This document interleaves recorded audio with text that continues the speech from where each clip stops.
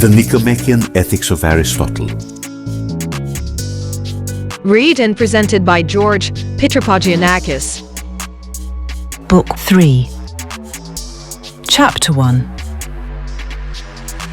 Now, since virtue is concerned with the regulation of feelings and actions, and praise and blame arise upon such as are voluntary, while for the involuntary allowance is made, and sometimes compassion is excited, it is perhaps a necessary task for those who are investigating the nature of virtue to draw out the distinction between what is voluntary and what involuntary. And it is certainly useful for legislators with respect to the assigning of honours and punishments. Involuntary actions, then, are thought to be of two kinds, being done either on compulsion or by reason of ignorance.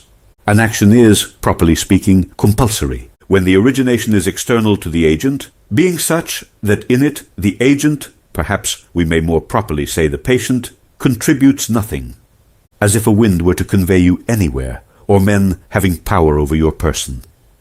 But when actions are done, either from fear of greater evils or from some honourable motive, as, for instance, if you were ordered to commit some base act by a despot who had your parents or children in his power, and they were to be saved upon your compliance or die upon your refusal. In such cases, there is room for a question whether the actions are voluntary or involuntary. A similar question arises with respect to cases of throwing goods overboard in a storm.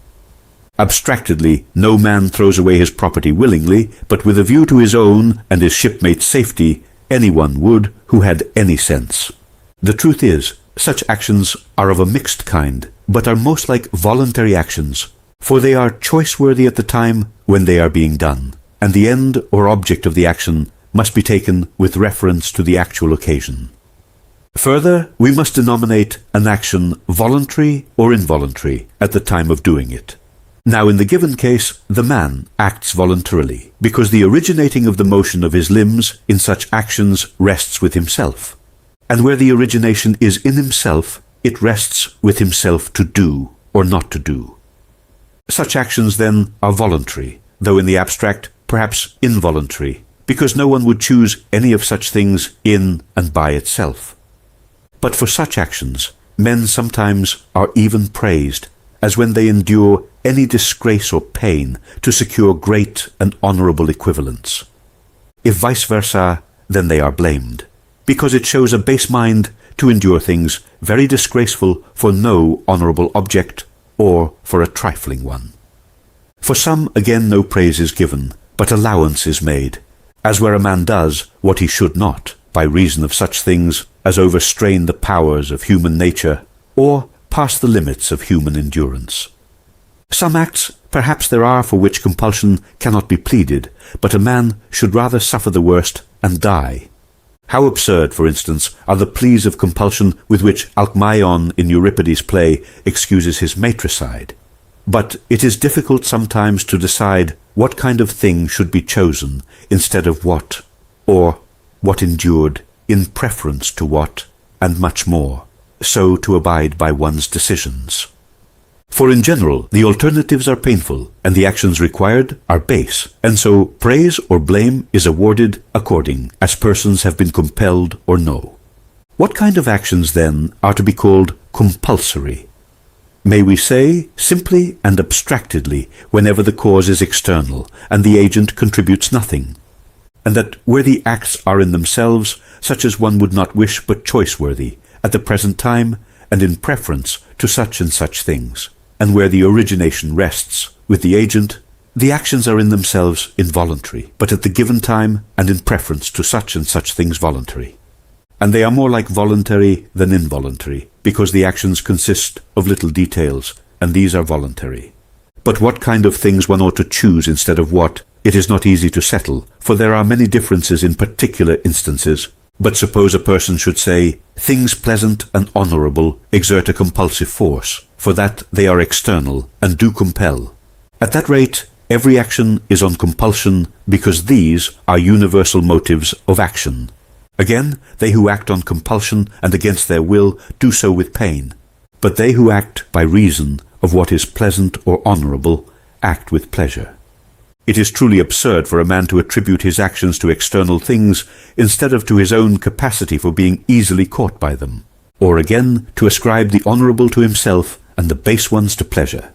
So then that seems to be compulsory, whose origination is from without, the party compelled contributing nothing. Chapter 2. Now, every action of which ignorance is the cause is not voluntary, but that only is involuntary which is attended with pain and remorse. For clearly the man who has done anything by reason of ignorance, but is not annoyed at his own action, cannot be said to have done it with his will because he did not know he was doing it, nor again against his will because he is not sorry for it. So then, of the class acting by reason of ignorance, he who feels regret afterwards is thought to be an involuntary agent, and him that has no such feeling, since he certainly is different from the other, we will call a not voluntary agent. For as there is a real difference, it is better to have a proper name.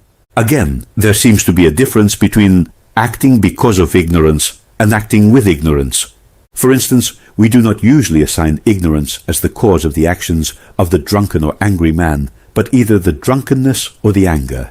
Yet they act not knowingly, but with ignorance. Again, every bad man is ignorant what he ought to do and what to leave undone, and by reason of such error men become unjust and wholly evil. Again, we do not usually apply the term involuntary when a man is ignorant of his own true interest, because ignorance which affects moral choice constitutes depravity but not involuntariness, nor does any ignorance of principle, because for this men are blamed, but ignorance in particular details, wherein consists the action and wherewith it is concerned. For in these there is both compassion and allowance, because he who acts in ignorance of any of them acts in a proper sense involuntarily. It may be as well, therefore, to define these particular details, what they are and how many, namely, who acts, what he is doing, with respect to what or in what, sometimes with what, as with what instrument, and with what result, as that of preservation, for instance, and how, as whether softly or violently. All these particulars, in one and the same case, no man in his senses could be ignorant of. Plainly not of the agent being himself, but what he is doing a man may be ignorant, as men in speaking say a thing escape them unawares, or, as Aeschylus did with respect to the mysteries, that he was not aware that it was unlawful to speak of them. Or as in the case of that catapult accident the other day, the man said he discharged it merely to display its operation. Or a person might suppose a sun to be an enemy, as Merope did, or that the spear really pointed was rounded off, or that the stone was a pumice, or in striking with a view to save might kill, or might strike when merely wishing to show another, as people do in sham fighting. Now, since ignorance is possible in respect to all these details in which the action consists, he that acted in ignorance of any of them is thought to have acted involuntarily, and he most so who was in ignorance as regards the most important, which are thought to be those in which the action consists, and the result. Further, not only must the ignorance be of this kind to constitute an action involuntary, but it must be also understood that the action is followed by pain and regret. Chapter 3. Now, since all involuntary action is either upon compulsion or by reason of ignorance, voluntary action would seem to be that whose origination is in the agent, he being aware of the particular details in which the action consists. For it may be, men are not justified by calling those actions involuntary, which are done by reason of anger or lust.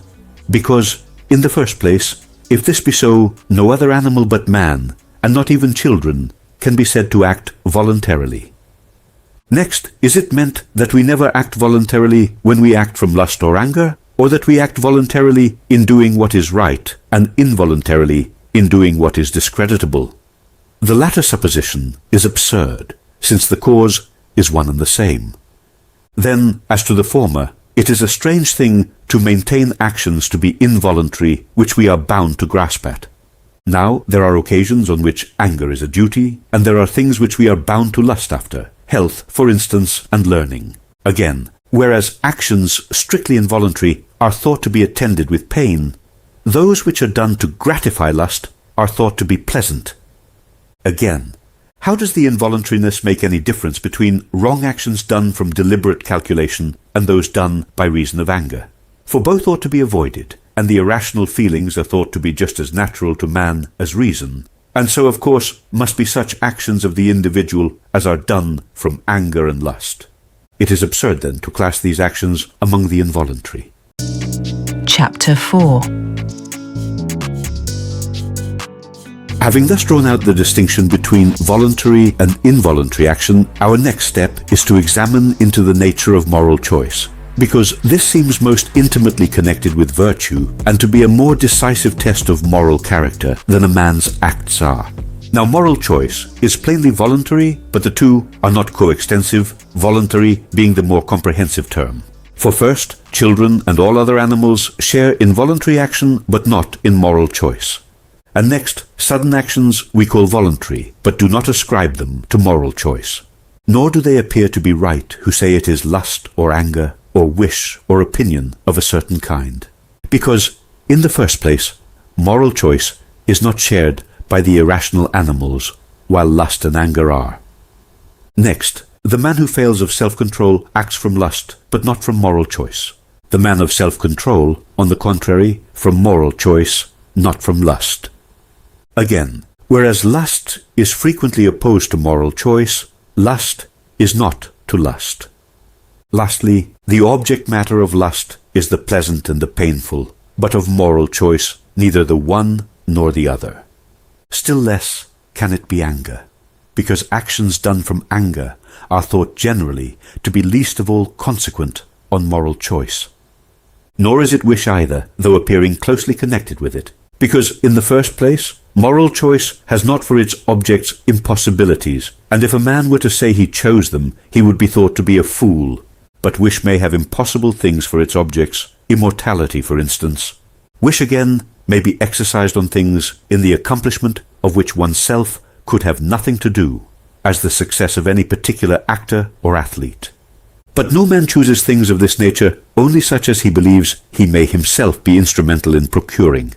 Further, wish has for its object the end, rather, but moral choice the means to the end. For instance, we wish to be healthy, but we choose the means which will make us so. Or happiness, again, we wish for, and commonly say so. But to say we choose is not an appropriate term, because, in short, the province of moral choice seems to be those things which are in our own power. Neither can it be opinion, for opinion is thought to be unlimited in its range of objects, and to be exercised as well upon things eternal and impossible as on those which are in our own power. Again, opinion is logically divided into true and false, not into good and bad, as moral choice is. However, nobody perhaps maintains its identity with opinion simply. But it is not the same with opinion of any kind, because by choosing good and bad things, we are constituted of a certain character, but by having opinions on them, we are not. Again, we choose to take or avoid, and so on, but we opine what a thing is, or for what it is serviceable, or how, but we do not opine to take or avoid. Further, moral choice is commended rather for having a right object than for being judicious, but opinion for being formed in accordance with truth. Again, we choose such things as we pretty well know to be good, but we form opinions respecting such as we do not know at all. And it is not thought that choosing and opining best always go together, but that some opine the better course, and yet, by reason of viciousness, choose not the things which they should. It may be urged that opinion always precedes or accompanies moral choice. Be it so, this makes no difference, for this is not the point in question, but whether moral choice is the same as opinion of a certain kind. Since then it is none of the aforementioned things, what is it, or how is it characterized? Voluntary, it plainly is, but not all voluntary action is an object of moral choice. May we not say then, it is that voluntary which has passed through a stage of previous deliberation, because moral choice is attended with reasoning and intellectual process. The etymology of its Greek name seems to give a hint of it, being, when analyzed, chosen in preference to somewhat else. Chapter 5. Well then, do men deliberate about everything? And is anything soever the object of deliberation? Or are there some matters with respect to which there is none? It may be as well perhaps to say that by object of deliberation is meant such matter as a sensible man would deliberate upon, not what any fool or madman might. Well, about eternal things no one deliberates, as, for instance, the universe, or the incommensurability of the diameter and side of a square.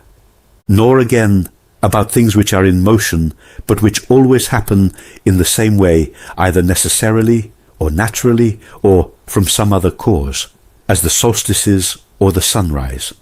Nor about those which are variable, as drought and rains, nor fortuitous matters, as finding of treasure, nor in fact even about all human affairs. No Lacedaemonian, for instance, deliberates as to the best course for the Scythian government to adopt, because in such cases we have no power over the result. But we do deliberate respecting such practical matters as are in our own power, which are what are left after all our exclusions. I have adopted this division because causes seem to be divisible into nature, necessity, chance, and moreover, intellect, and all human powers. And as man in general deliberates about what man in general can effect, so individuals do about such practical things as can be effected through their own instrumentality. Again, we do not deliberate respecting such arts or sciences as are exact and independent, as, for instance, about written characters, because we have no doubt how they should be formed. But we do deliberate on all which things as are usually done through our own instrumentality, but not invariably in the same way. As, for instance, about matters connected with the healing art or with money-making, and again more about piloting ships than gymnastic exercises because the former has been less exactly determined, and so forth, and more about arts than sciences because we more frequently doubt respecting the former. So then deliberation takes place in such matters as are under general laws, but still uncertain how in any given case they will issue, that is, in which there is some indefiniteness. And for great matters we associate coadjutors in council, distrusting our ability to settle them alone. Further, we deliberate not about ends, but means to ends. No physician, for instance, deliberates whether he will cure, nor orator whether he will persuade, nor statesman whether he will produce a good constitution, nor in fact any man in any other function about his particular end. But having set before them a certain end, they look how and through what means it may be accomplished. If there is a choice of means, they examine further which are easiest and most creditable. Or, if there is but one means of accomplishing the object, then how it may be through this. This again through what, till they come to the first cause. And this will be the last found.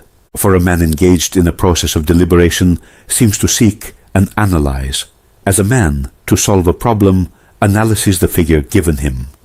And plainly not every search is deliberation, those in mathematics to wit, but every deliberation is a search, and the last step in the analysis is the first in the constructive process. And if, in the course of their search, men come upon an impossibility, they give it up. If money, for instance, be necessary but cannot be got. But if the thing appears possible, they then attempt to do it. And by possible I mean what may be done through our own instrumentality.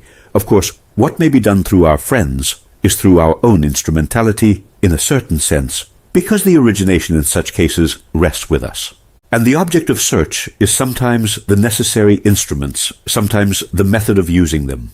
And similarly, in the rest, sometimes through what, and sometimes how, or through what. So it seems, as has been said, that man is the originator of his actions, and deliberation has for its object whatever may be done through one's own instrumentality, and the actions are with a view to other things. And so it is, not the end, but the means to ends on which deliberation is employed. Nor again is it employed on matters of detail, as whether the substance before me is bread, or has been properly cooked. For these come under the province of sense, and if a man is to be always deliberating, he may go on ad infinitum. Further, exactly the same matter is the object both of deliberation and moral choice. But that which is the object of moral choice is thenceforward separated off and definite, because by object of moral choice is denoted that which after deliberation has been preferred to something else.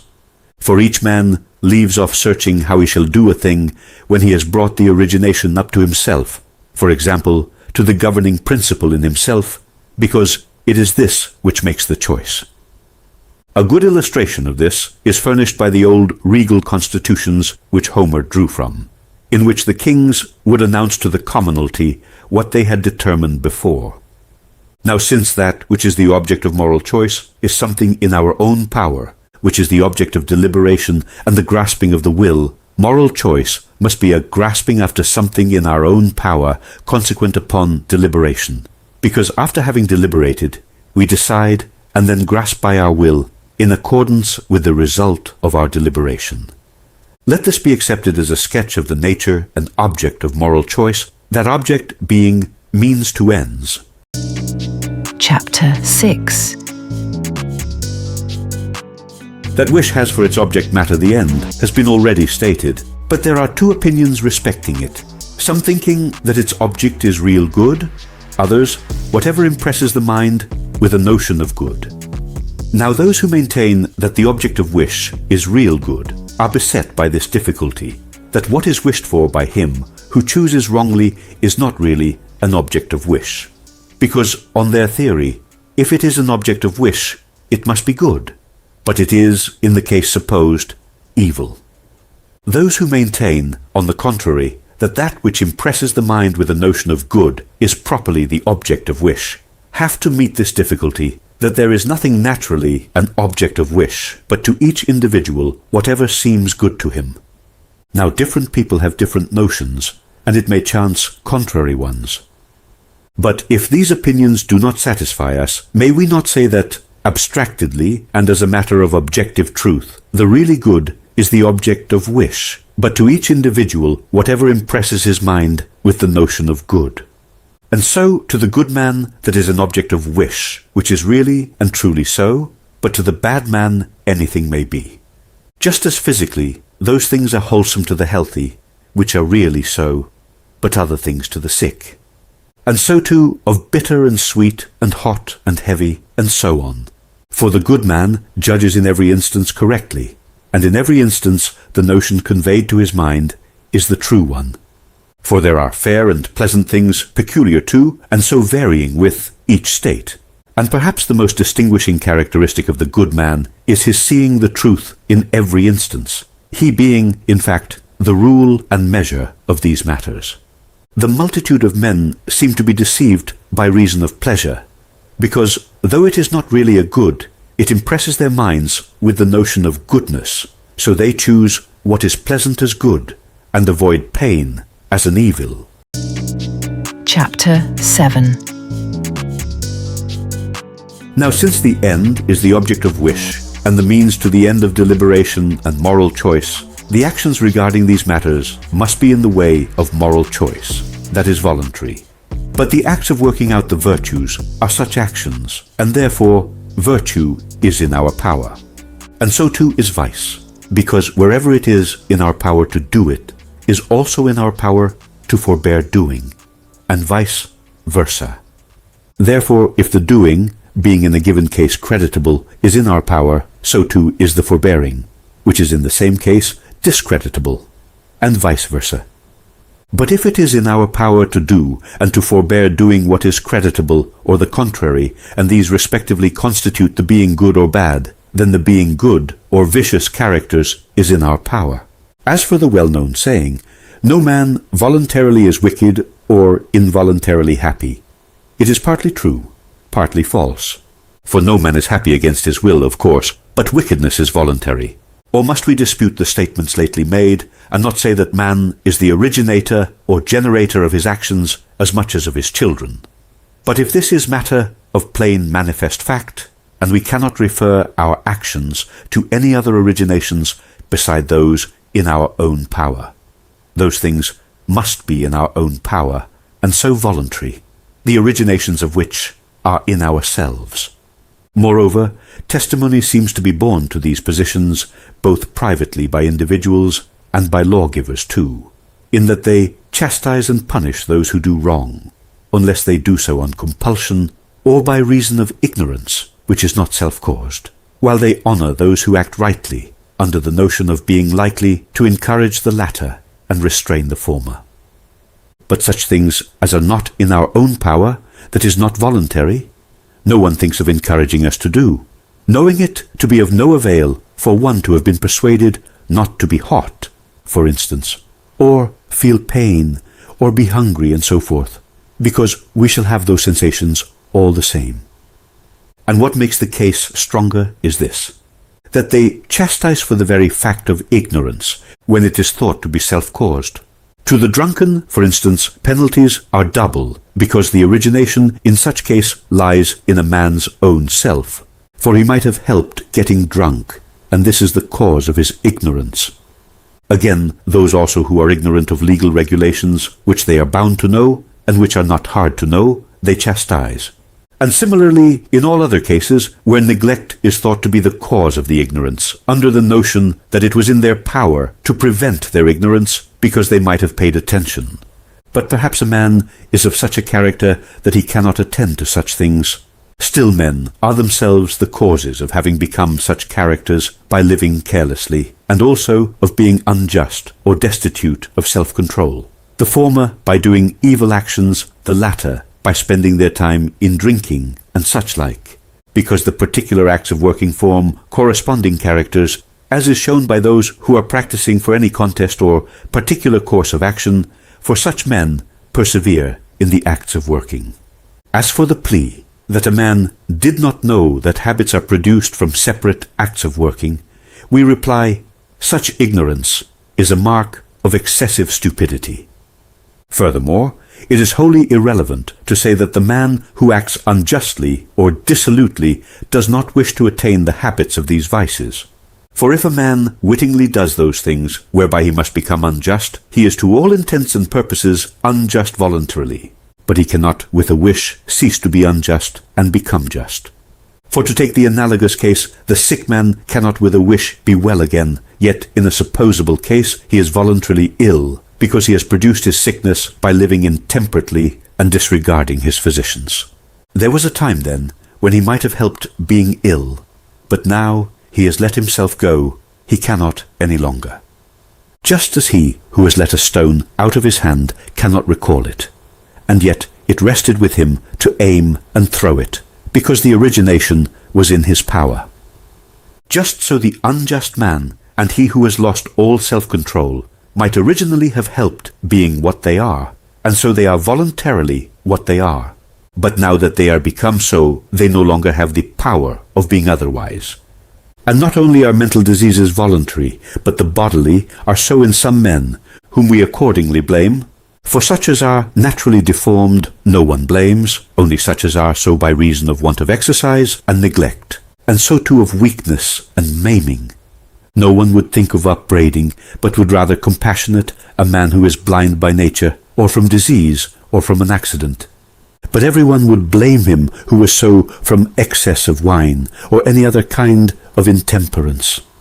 It seems then that in respect of bodily diseases, those which depend on ourselves are censured, those which do not are not censured.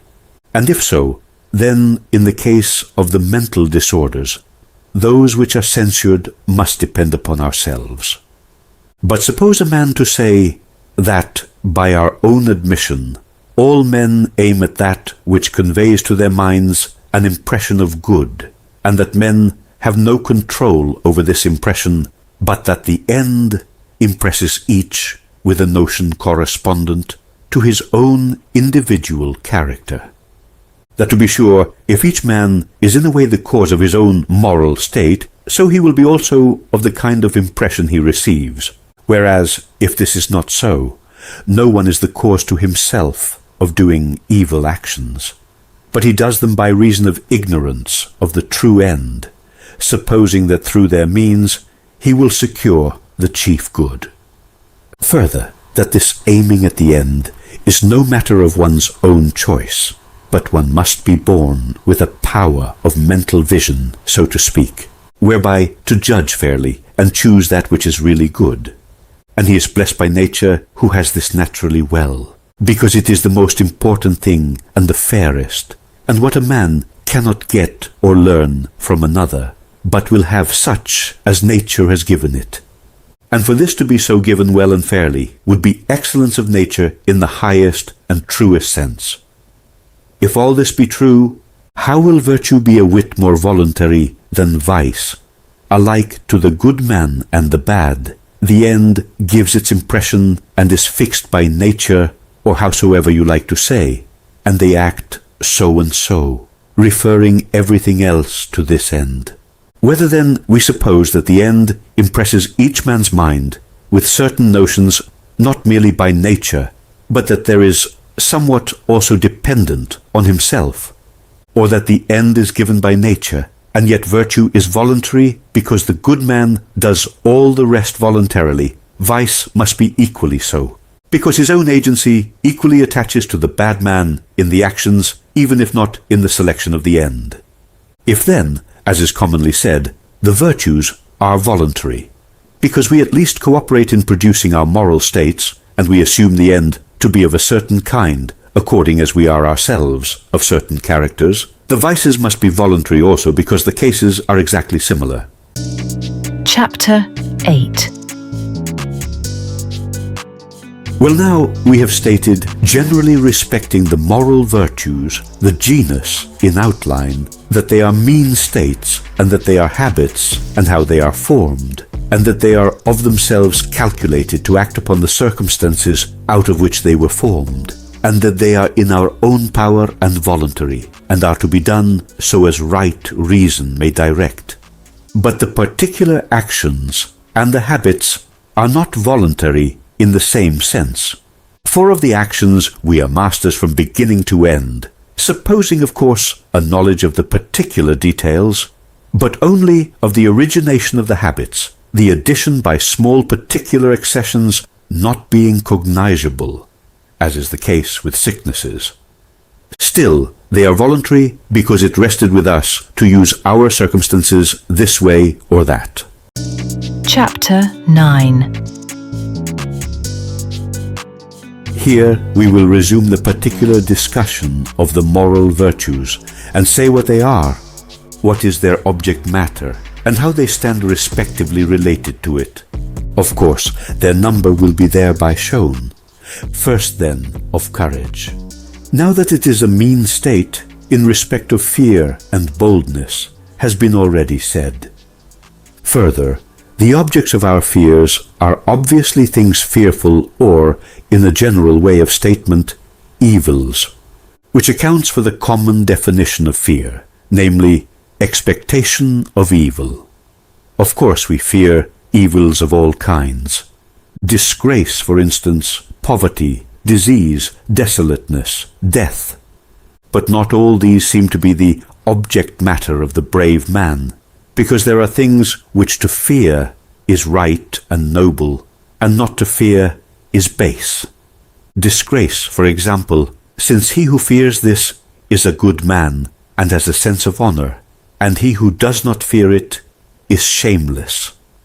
Though there are those who call him brave by analogy, because he somewhat resembles the brave man who agrees with him in being free from fear. But poverty, perhaps, or disease, and in fact whatever does not proceed from viciousness, nor is attributable to his own fault, a man ought not to fear. Still, being fearless in respect of these would not constitute a man brave in the proper sense of the term. Yet we do apply the term in right of the similarity of the cases. For there are men who, though timid in the dangers of war, are liberal men and are stout enough to face loss of wealth. And again, a man is not a coward for fearing insult to his wife or children or envy or any such thing. Nor is he a brave man for being bold when going to be scourged. What kind of fearful things then do constitute the object matter of the brave man? First of all, must they not be the greatest, since no man is more apt to withstand what is dreadful? Now the object of the greatest dread is death, because it is the end of all things, and the dead man is thought to be capable neither of good nor evil. Still, it would seem that the brave man has not for his object matter even death in every circumstance. On the sea, for example, or in sickness, in what circumstances then? Must it not be in the most honourable? Now, such is death in war, because it is death in the greatest and most honourable danger. And this is confirmed by the honours awarded in communities and by monarchs. He then may be most properly denominated brave who is fearless in respect of honourable death, and such sudden emergencies as threaten death. Now such specially are those which arise in the course of war. It is not meant but that the brave man will be fearless also on the sea and in sickness, but not in the same way as seafaring men. For these are light-hearted and hopeful by reason of their experience, while landsmen, though brave, are apt to give themselves up for lost and shudder at the notion of such a death. To which it should be added that courage is exerted in circumstances which admit of doing something to help oneself, or in which death would be honourable. Now neither of these requisites attach to destruction by drowning or sickness. Chapter 10. Again, fearful is a term of relation, the same thing not being so to all, and there is, according to common parlance, somewhat so fearful as to be beyond human endurance. This, of course, would be fearful to every man of sense, but those objects which are level to the capacity of man differ in magnitude and admit of degrees. So too the objects of confidence or boldness. Now the brave man cannot be frighted from his propriety, but of course only so far as he is man. Fear such things indeed he will, but he will stand up against them as he ought, and as right reason may direct, with a view to what is honourable, because this is the end of the virtue. Now it is possible to fear these things too much, or too little, or again to fear what is not really fearful, as if it were such. So the errors come to be either that a man fears when he ought not to fear at all, or that he fears in an improper way, or at a wrong time, and so forth. And so too in respect of things inspiring confidence. He is brave then who withstands and fears and is bold in respect of right objects, from a right motive, in right manner, and at right times. Since the brave man suffers or acts as he ought, and as right reason may direct. Now the end of every separate act of working is that which accords with the habit, and so to the brave man courage, which is honourable. Therefore such is also the end, since the character of each is determined by the end.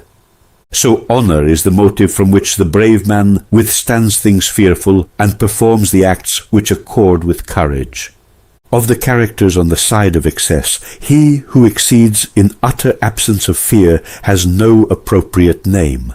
I observed before that many states have none.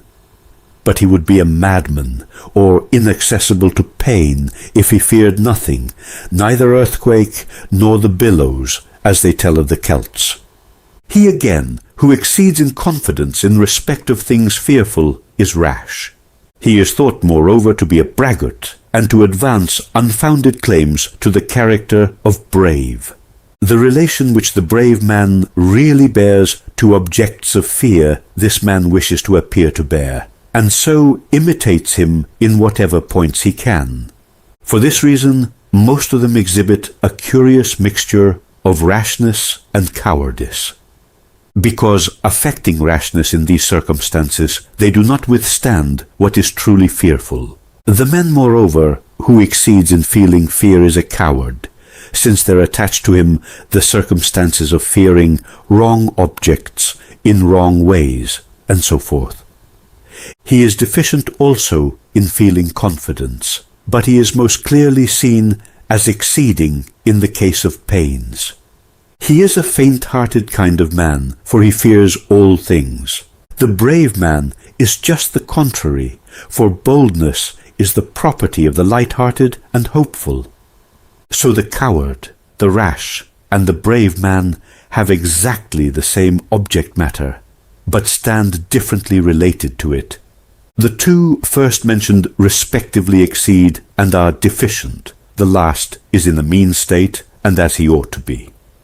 The rash again are precipitate and, being eager before danger, when actually in it fall away, while the brave are quick and sharp in action, but before are quiet and composed.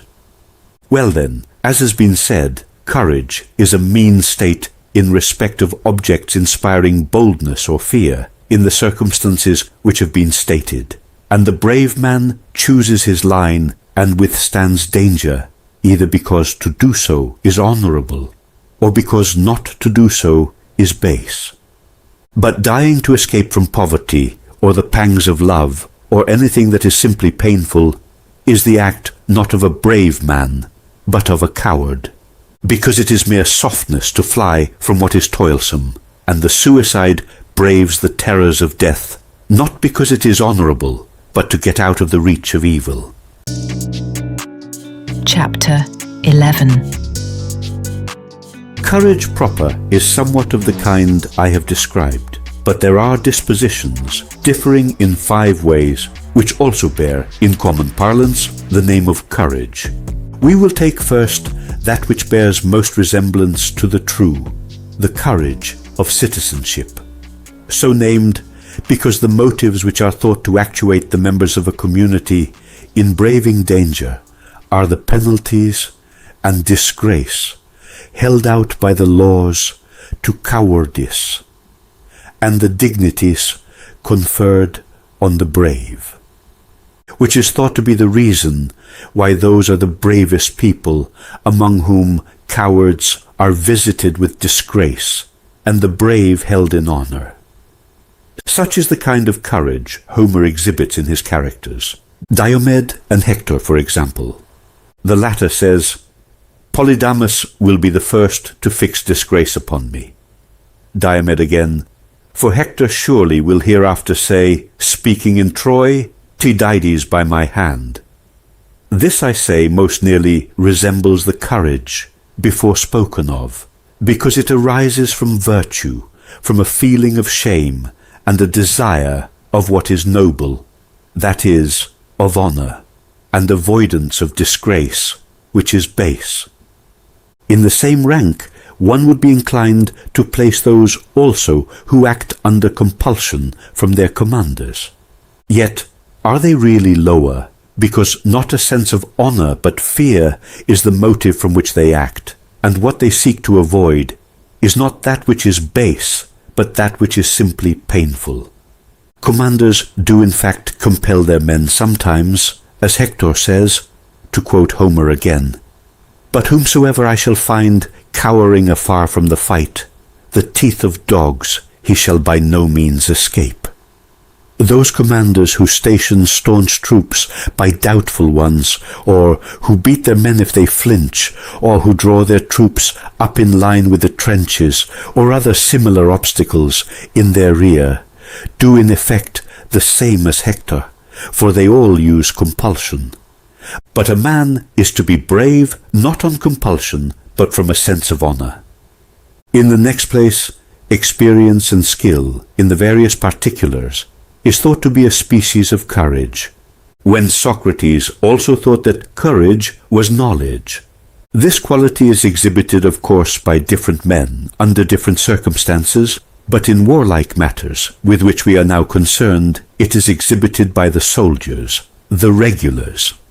For there are, it would seem, many things in war of no real importance, which these have been constantly used to see.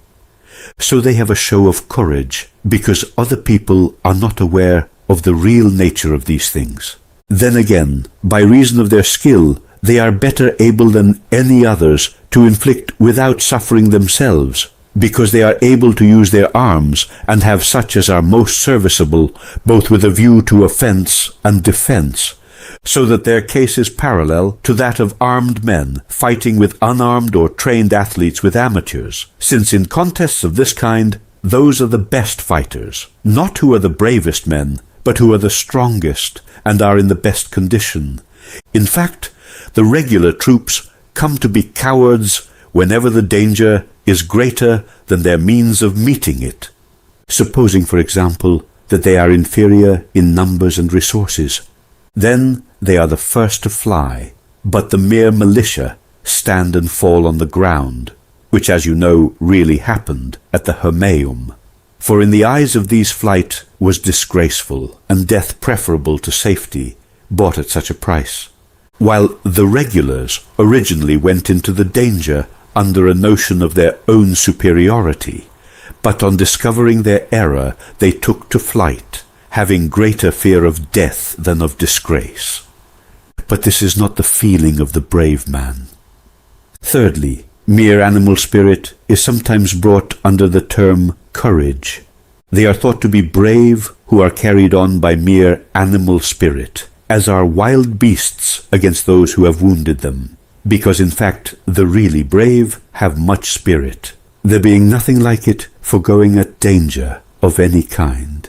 Whence those frequent expressions in Homer: infused strength into his spirit, roused his strength and spirit, or again, and keen strength in his nostrils, his blood boiled, for all these seem to denote the arousing and impetuosity of the animal spirit. Now they that are truly brave act from a sense of honor, and this animal spirit cooperates with them.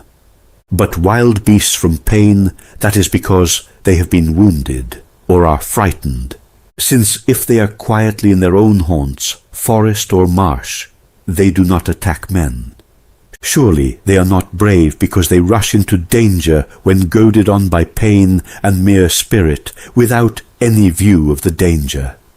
Else would asses be brave when they are hungry, for though beaten, they will not then leave their pasture. Profligate men besides do many bold actions by reason of their lust. We may conclude then that they are not brave who are goaded on to meet danger by pain and mere spirit. But still, this temper which arises from animal spirit appears to be most natural, and would be courage of the true kind if it could have added to it moral choice and the proper motive. So men also are pained by a feeling of anger, and take pleasure in revenge. But they who fight from these causes may be good fighters, but they are not truly brave, in that they do not act from a sense of honor, nor as reason directs, but merely from the present feeling. Still they bear some resemblance to that character. Nor, again, are the sanguine and hopeful therefore brave, since their boldness in dangers arises from their frequent victories over numerous foes. The two characters are alike, however, in that both are confident. But then the brave are so from the aforementioned causes, whereas these are so from a settled conviction of their being superior and not likely to suffer anything in return. They who are intoxicated do much the same, for they become hopeful when in that state. But when the event disappoints their expectations, they run away. Now it was said to be the character of a brave man to withstand things which are fearful to man or produce that impression, because it is honorable so to do, and the contrary is dishonorable. For this reason, it is thought to be a greater proof of courage to be fearless and undisturbed under the pressure of sudden fear than under that which may be anticipated, because courage then comes rather from a fixed habit, or less from preparation. Since, as to foreseen dangers, a man might take his line even from calculation and reasoning, but in those which are sudden, he will do so according to his fixed habit of mind. Fifthly, and lastly, those who are acting under ignorance have a show of courage, and are not very far from the hopeful, but still they are inferior, inasmuch as they have no opinion of themselves, which the others have, and therefore stay and contest a field for some little time. But they who have been deceived fly the moment they know things to be otherwise than they supposed, which the Argives experienced when they fell on the Lacedaemonians, taking them for the men of Sicyon. Chapter 12. We have described then what kind of men the brave are, and what they, who are thought to be, but are not really, brave.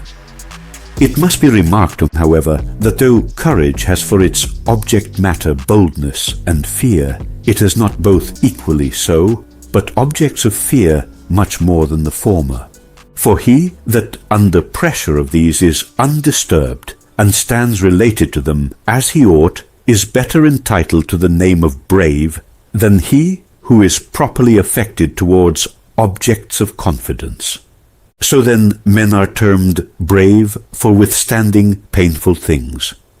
It follows that courage involves pain and is justly praised, since it is a harder matter to withstand things that are painful than to abstain from such as are pleasant. It must not be thought but that the end and object of courage is pleasant, but it is obscured by the surrounding circumstances, which happens also in the gymnastic games. To the boxers, the end is pleasant with a view to which they act. I mean the crown and the honours. But the receiving the blows they do is painful and annoying to flesh and blood, and so is all the labour they have to undergo. And as these drawbacks are many, the object in view being small appears to have no pleasantness in it. If then we may say the same of courage, of course death and wounds must be painful to the brave man and against his will. Still he endures these because it is honourable so to do, or because it is dishonourable not to do so.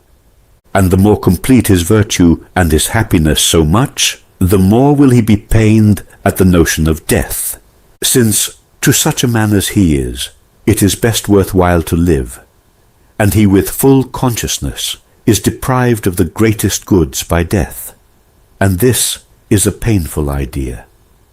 But he is not the less brave for feeling it to be so, nay, rather it may be he is shown to be more so because he chooses the honour that may be reaped in war in preference to retaining safe possession of these other goods.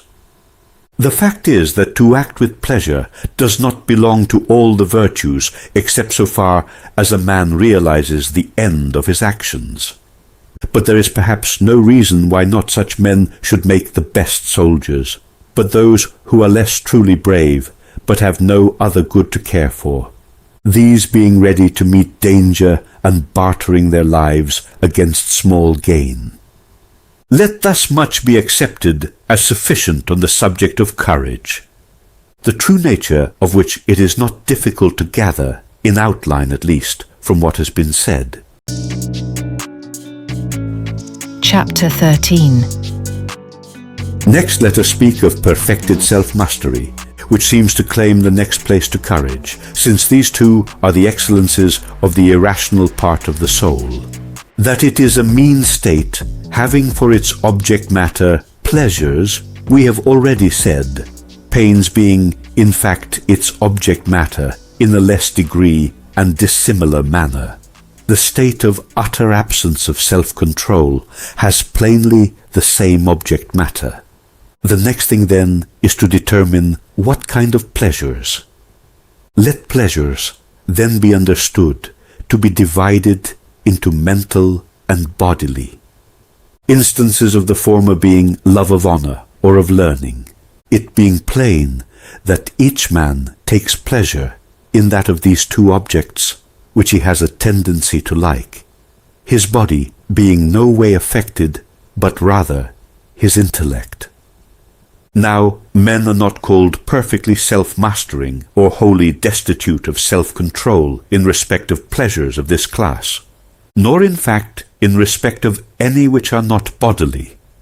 Those, for example, who love to tell long stories and are prosy and spend their days about mere chance matters, we call gossips, but not wholly destitute of self-control, nor again those who are pained at the loss of money or friends. It is bodily pleasures, then, which are the object matter of perfected self-mastery, but not even all these indifferently. I mean that they who take pleasure in objects perceived by the sight as colours and forms and painting are not denominated men of perfected self-mastery or wholly destitute of self-control. And yet it would seem that one may take pleasure even in such objects as one ought to do, or excessively, or too little. So too of objects perceived by the sense of hearing. No one applies the terms before quoted respectively to those who are excessively pleased with musical tunes or acting, or to those who take such pleasure as they ought.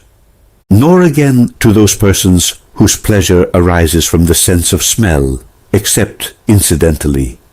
I mean, we do not say men have no self-control because they take pleasure in the scent of fruit, or flowers, or incense, but rather when they do so in the smells of unguents and sauces, since men destitute of self-control take pleasure herein, because hereby the objects of their lusts are recalled to their imagination.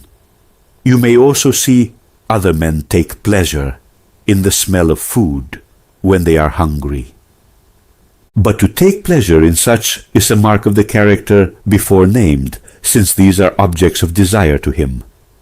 Now not even brutes receive pleasure in right of these senses, except incidentally. I mean, it is not the scent of hares' flesh, but the eating it which dogs take pleasure in, perception of which pleasure is caused by the sense of smell.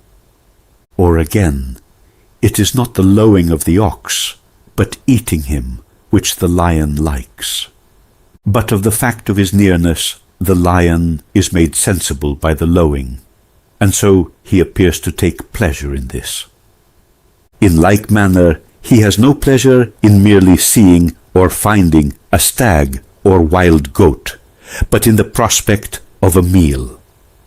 The habits of perfect self-mastery and entire absence of self-control have then for their object matter such pleasures as brutes also share in, for which reason they are plainly servile and brutish. They are touch and taste, but even taste men seem to make little or no use of, for to the sense of taste belongs the distinguishing of flavors. What men do, in fact, who are testing the quality of wines or seasoning made dishes. But men scarcely take pleasure at all in these things, at least those whom we call destitute of self-control do not, but only in the actual enjoyment which arises entirely from the sense of touch, whether in eating or in drinking or in grosser lusts. This accounts for the wish said to have been expressed once by a great glutton, that his throat had been formed longer than a crane's neck, implying that his pleasure was derived from the touch. The sense, then, with which is connected the habit of absence of self-control is the most common of all the senses, and this habit would seem to be justly a matter of reproach, since it attaches to us not in so far as we are men, but in so far as we are animals. Indeed, it is brutish to take pleasure in such things and to like them best of all. For the most respectable of the pleasures arising from the touch have been set aside. Those, for instance, which occur in the course of gymnastic training from the rubbing and the warm bath, because the touch of the man destitute of self-control is not indifferently of any part of the body, but only of particular parts. Now, of lusts or desires, some are thought to be universal, others peculiar and acquired. Thus, desire for food is natural, since everyone who really needs desires also food, whether solid or liquid, or both. And, as Homer says, the man in the prime of youth needs and desires intercourse with the other sex. But when we come to this or that particular kind, then neither is the desire universal, nor in all men is it directed to the same objects, and therefore the conceiving of such desires plainly attaches to us as individuals.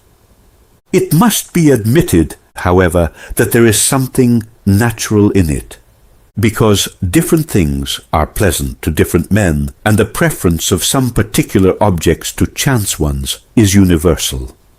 Well then, in the case of the desires which are strictly and properly natural, few men go wrong, and all in one direction, that is, on the side of too much. I mean, to eat and drink of such food as happens to be on the table till one is overfilled, is exceeding in quantity the natural limit, since the natural desire is simply a supply of a real deficiency. For this reason, these men are called belly-mad, as filling it beyond what they ought, and it is the slavish who become of this character. But in respect of the peculiar pleasures, many men go wrong, and in many different ways. For whereas the term fond of so-and-so implies either taking pleasure in wrong objects, or taking pleasure excessively, or, as the mass of men do, or in a wrong way, they who are destitute of all self-control exceed in all these ways. That is to say, they take pleasure in some things in which they ought not to do so, because they are properly objects of detestation, and in such as it is right to take pleasure in, they do so more than they ought, and as the mass of men do. Well then, that excess with respect to pleasures is absence of self-control, and blameworthy, is plain. But viewing these habits on the side of pains, we find that a man is not said to have the virtue for withstanding them, as in the case of courage, nor the vice for notwithstanding them. But the man destitute of self-control is such, because he is pained more than he ought to be at not obtaining things which are pleasant, and thus his pleasure produces pain to him. And the man of perfected self-mastery is such in virtue of not being pained by their absence, that is, by having to abstain from what is pleasant. Now the man destitute of self-control desires either all pleasant things indiscriminately, or those which are specially pleasant, and he is impelled by his desire to choose these things in preference to all others. And this involves pain, not only when he misses the attainment of his objects, but in the very desiring them, since all desire is accompanied by pain. Surely it is a strange case this, being pained by reason of pleasure. As for men who are defective on the side of pleasure, who take less pleasure in things than they ought, they are almost imaginary characters, because such absence of sensual perception is not natural to man. For even the other animals distinguish between different kinds of food, and like some kinds, and dislike others. In fact, could a man be found who takes no pleasure in anything, and to whom all things are alike, he would be far from being human at all. There is no name for such a character, because it is simply imaginary. But the man of perfected self-mastery is in the mean with respect to these objects. That is to say, he neither takes pleasure in the things which delight the vicious man, and in fact rather dislikes them, nor at all in improper objects, nor to any great degree in any object of the class. Nor is he pained at their absence, nor does he desire them, or if he does, only in moderation, and neither more than he ought, nor at improper times, and so forth. But such things as are conducive to health and good condition of body, being also pleasant, these he will grasp at in moderation, and as he ought to do, and also such other pleasant things as do not hinder these objects, and are not unseemly or disproportionate to his means, because he that should grasp at such would be liking such pleasures more than is proper.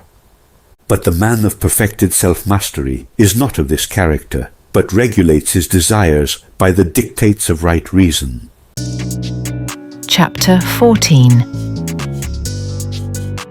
Now the vice of being destitute of all self-control seems to be more truly voluntary than cowardice, because pleasure is the cause of the former, and pain of the latter, and pleasure is an object of choice, pain of avoidance. And again, pain deranges and spoils the natural disposition of its victim, whereas pleasure has no such effect and is more voluntary, and therefore more justly open to reproach. It is so also for the following reason, that it is easier to be inured by habit to resist the objects of pleasure, there being many things of this kind in life, and the process of habituation being unaccompanied by danger, whereas the case is the reverse as regards the objects of fear. Again, cowardice as a confirmed habit would seem to be voluntary in a different way from the particular instances which form the habit.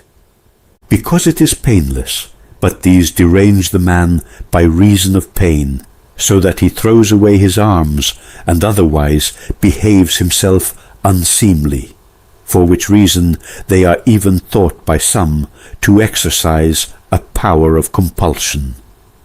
But to the man destitute of self-control, the particular instances are on the contrary quite voluntary, being done with desire and direct exertion of the will, but the general result is less voluntary, since no man desires to form the habit.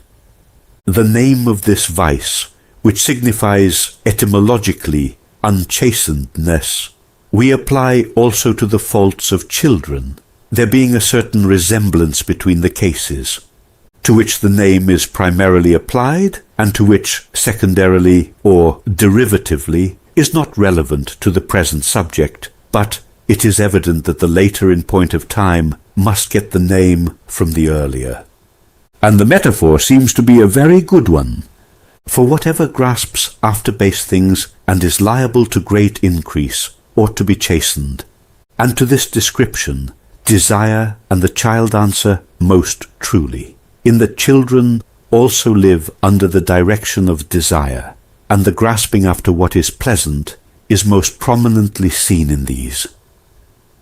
Unless then the appetite be obedient and subjected to the governing principle, it will become very great. For in the fool the grasping after what is pleasant is insatiable and undiscriminating, and every acting out of the desire increases the kindred habit, and if the desires are great and violent in degree, they even expel reason entirely. Therefore they ought to be moderate and few, and in no respect to be opposed to reason. Now when the appetite is in such a state, we denominate it obedient and chastened. In short, as the child ought to live with constant regard to the orders of its educator, so should the appetitive principle with regard to those of reason. So then, in the man of perfected self-mastery, the appetitive principle must be accordant with reason. For what is right is the mark at which both principles aim. That is to say, the man of perfected self-mastery desires what he ought in right manner and at right times, which is exactly what reason directs. Let this be taken for our account of perfected self-mastery.